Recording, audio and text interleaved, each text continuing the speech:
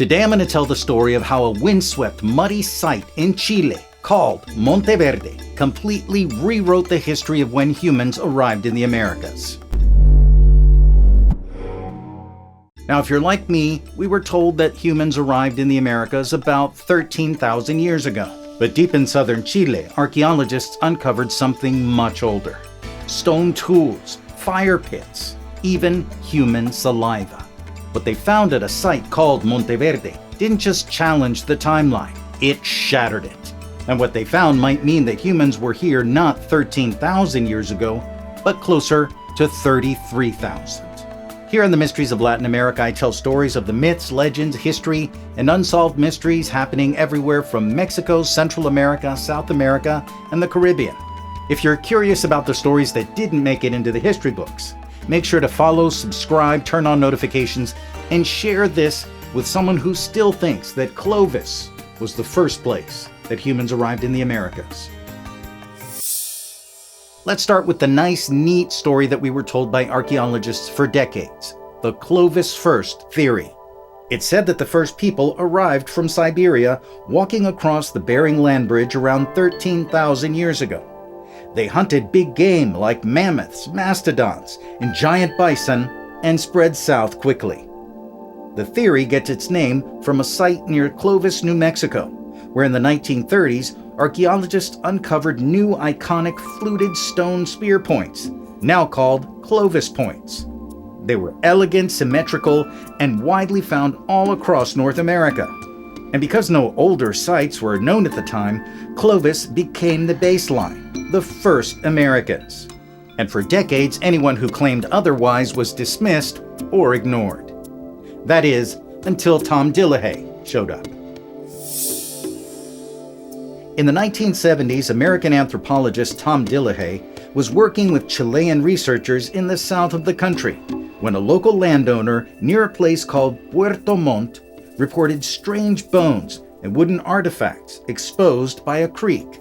That tip led Dillahay and his team to a boggy, swampy site where they soon found bits of burned wood, bone fragments, and charcoal deep beneath the surface. At first, it looked like natural debris, but as the team excavated, they realized it was arranged with purpose, like the remains of a campsite or a settlement. Then they discovered the foundations of what looked like dwellings. Logs laid out in patterns, likely ones covered with animal hides. There were fire pits, stone tools, even preserved plant remains.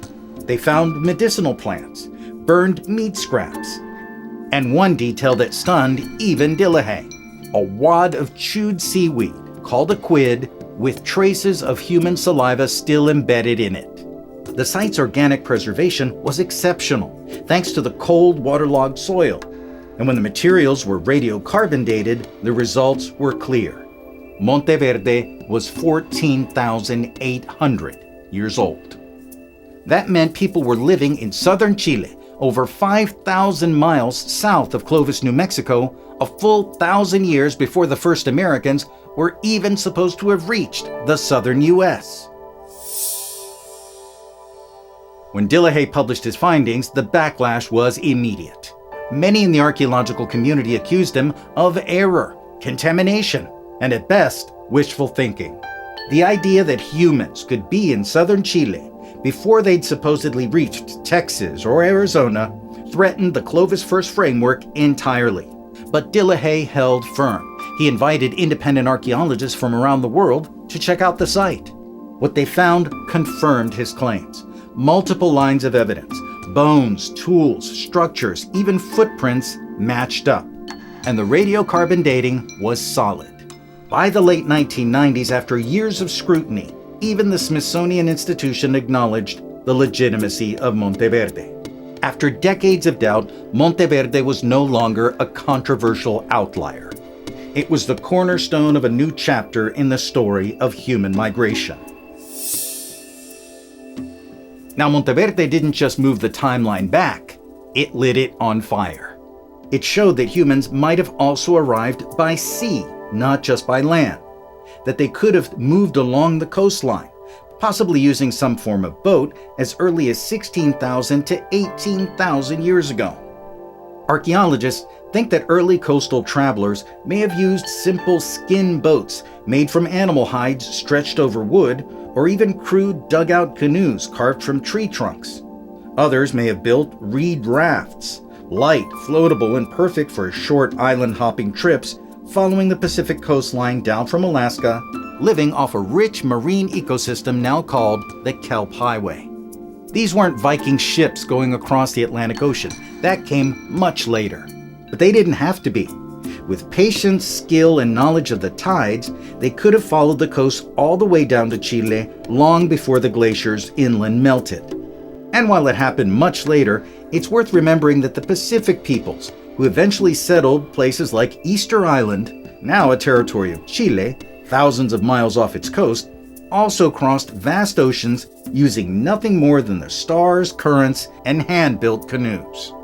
Monte Verde also opened the door for previously dismissed sites to be reconsidered, like Pedra Furada in Brazil, where rock shelters may date to over 20,000 years ago, or the Topper site in South Carolina, where controversial stone flakes may date back as far as 16 to 20,000 years or more.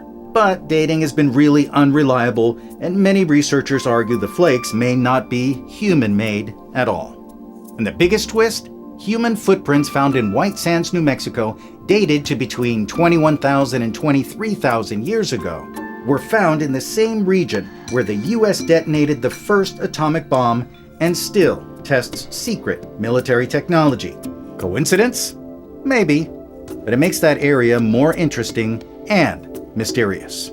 Monte Verde helped flip the conversation. Clovis was no longer the origin story.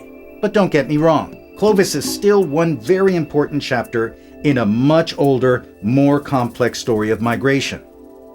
But there's more, and this might blow up what we first found out at Monte Verde.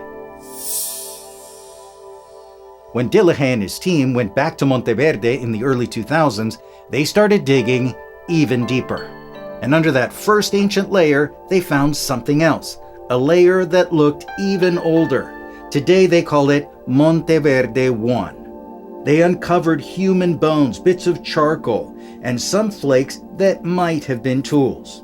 And when they ran tests, they speculate that some of the material may date back to 33,000 years. That's huge. But this deeper layer didn't have as much to work with, not as many artifacts, not as much was clearly from humans, and not everything was perfectly preserved, like in the layer above. That's why science is still debating it. The signs are there, but they're not 100% sure. Still, if it turns out to be real, it means humans were here twice as early as we previously thought. And that is a game changer. Monte Verde teaches us something essential.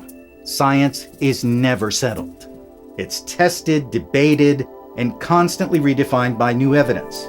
It challenges the idea that any one story, any one migration, is enough to explain the vast, diverse, ancient presence of indigenous people all across the hemisphere. Sometimes the most important truths aren't found in libraries or labs. They're found in a mud pit in Chile, waiting thousands of years to be found. Monte Verde isn't the exception anymore. It's the beginning. It's the new baseline.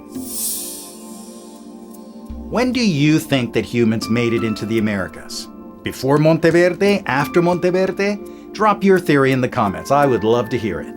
And if you've got a story, a myth, legend, history, or unsolved mystery happening anywhere between Mexico, Central America, South America, or the Caribbean, also let us know. You can DM me on Instagram at AndyCologneVO, or you can send me an email at andy@andycancun.com, or you can drop it in the comments as well. And if you like this story, there is much more where that came from. Subscribe to the Mysteries of Latin America. Check out the vault of past episodes. We've got dozens of them for you. And as always, in the description, I've got more information so you can do your own research in the form of recommended reading. Friend, as always, mil gracias for watching, and until the next time, adios.